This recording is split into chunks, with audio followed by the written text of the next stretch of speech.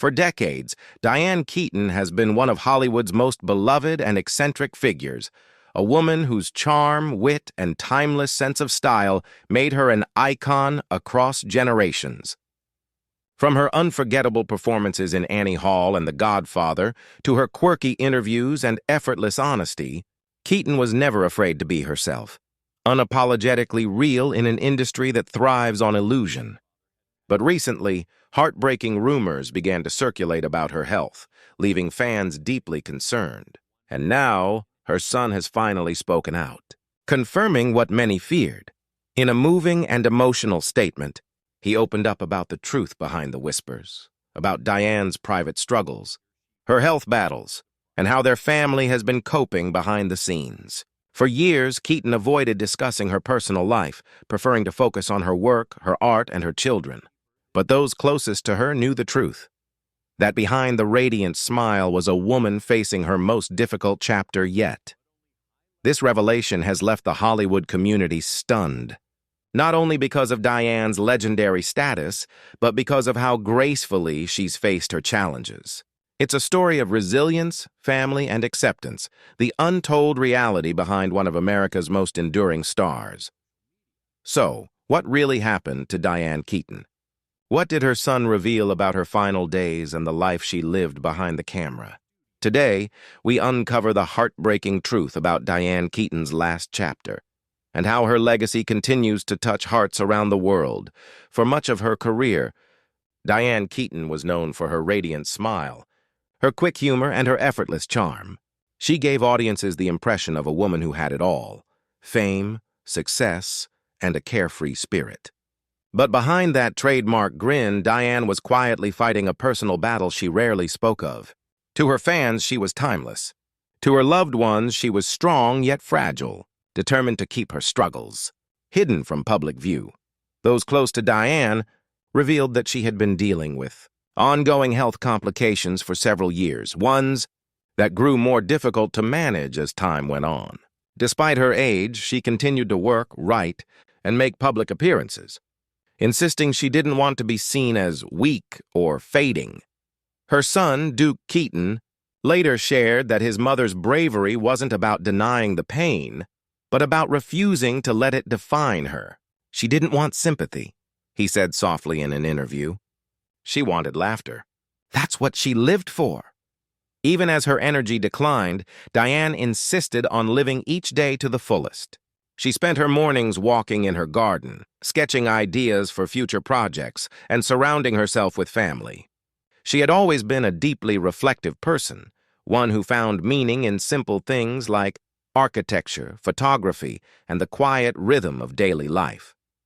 But in those final months, she seemed to grow even more sentimental, spending hours looking through old family photos and sharing stories about her early days in Hollywood. Friends described those last gatherings as beautiful but heavy.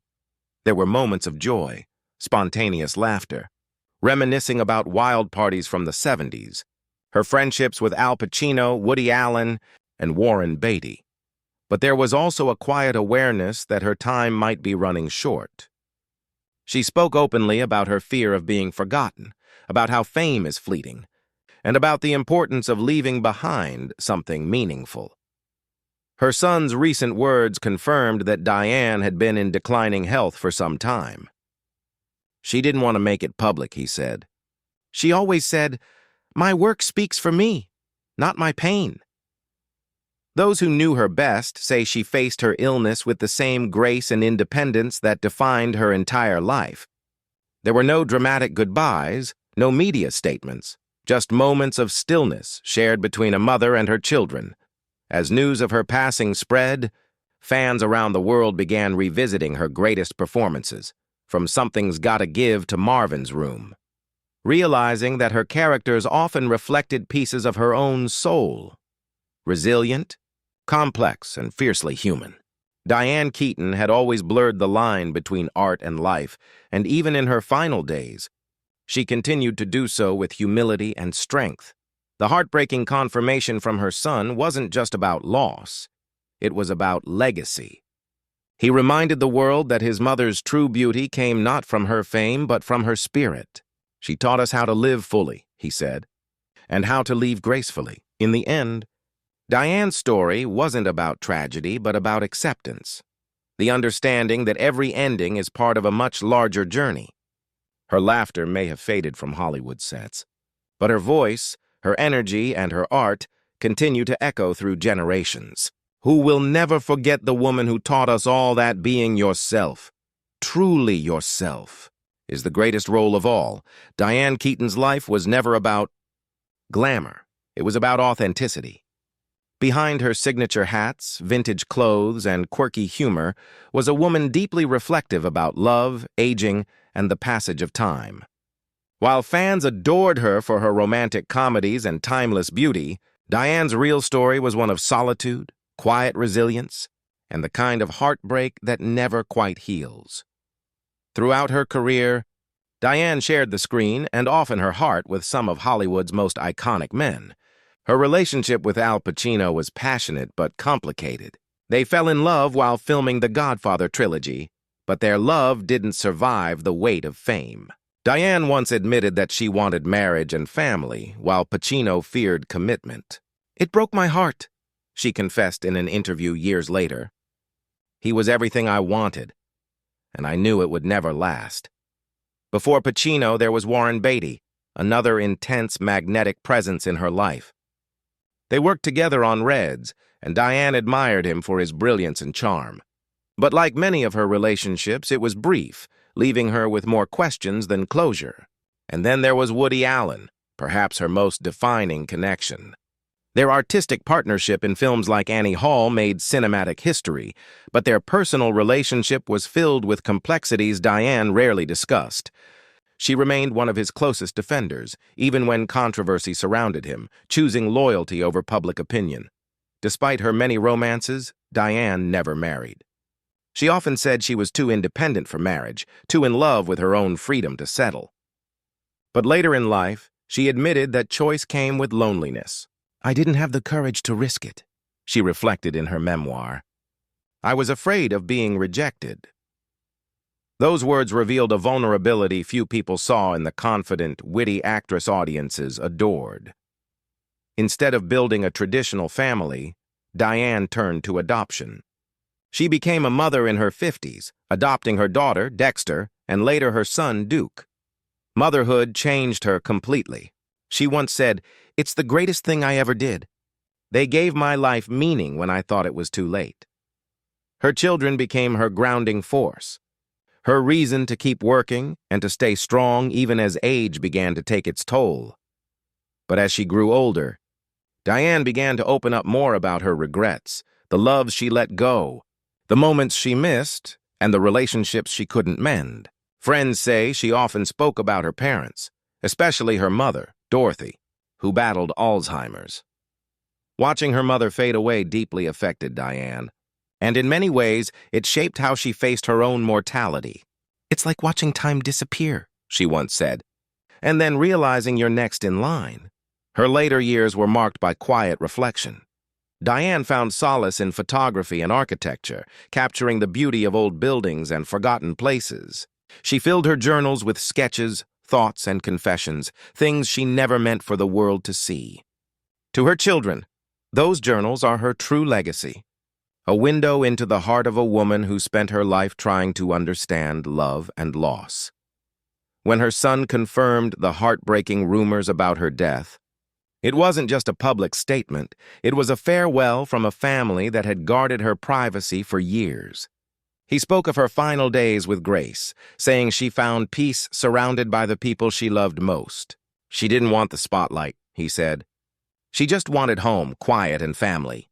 For millions of fans, Diane Keaton will forever be remembered for her strength, wit, and unapologetic individuality. But for her children, she was simply Mom, the woman who taught them how to laugh through pain, embrace imperfection, and find beauty in the ordinary. Her story reminds us that even Hollywood legends are human, that behind every dazzling smile lies a heart that has loved deeply, lost quietly, and lived fully. In her last few months, Diane Keaton quietly withdrew from the public eye. The actress who once lit up every red carpet and talk show began to spend her days at home, away from the glare of Hollywood. Friends noticed the change. Her once busy schedule slowed, her public appearances became rare, and her interviews grew increasingly introspective. She often spoke about her life in the past tense, as if she knew her time was nearing its end. According to those close to her, Diane had been battling a series of health issues that she chose to keep private. Her son, Duke, later revealed that she didn't want her illness to overshadow her legacy. She said she'd rather people talk about her movies than her condition, he explained. She wanted to be remembered for her laughter, not her pain. Even as her body weakened, Diane's spirit remained unshaken. She continued to write, sketch, and work on personal projects. Her home, filled with vintage furniture, art pieces, and old photographs, became her sanctuary, a place of warmth and reflection. She loved sitting by the window with a cup of tea, watching the California sunlight pour through the trees. Sometimes her daughter Dexter would join her, and they'd talk about everything from family memories to old Hollywood stories. Those quiet moments meant more to Diane than any award or film premiere ever could. Her longtime friend and co-star Al Pacino was among those who reached out during her illness. Although they hadn't been romantically involved for decades, their bond remained deep. She was one of a kind, Pacino reportedly said after her passing. There was nobody like Diane. Warren Beatty also paid tribute, describing her as a rare soul, funny, kind, and beautifully unpredictable. As her condition worsened, Diane refused to go to the hospital. She wanted to be surrounded by her children and her memories, not doctors and flashing lights. She said she was ready, Duke revealed quietly. She didn't want fear. She wanted peace. Her last days were filled with family, laughter, and love. They played her favorite music, looked through photo albums, and shared stories about her extraordinary life. When the news of her death finally broke, the world was stunned. Fans flooded social media with tributes, sharing scenes from Annie Hall, Something's Gotta Give, and The First Wives Club, remembering her humor and grace. But what touched people most was her son's heartfelt statement confirming what many had feared.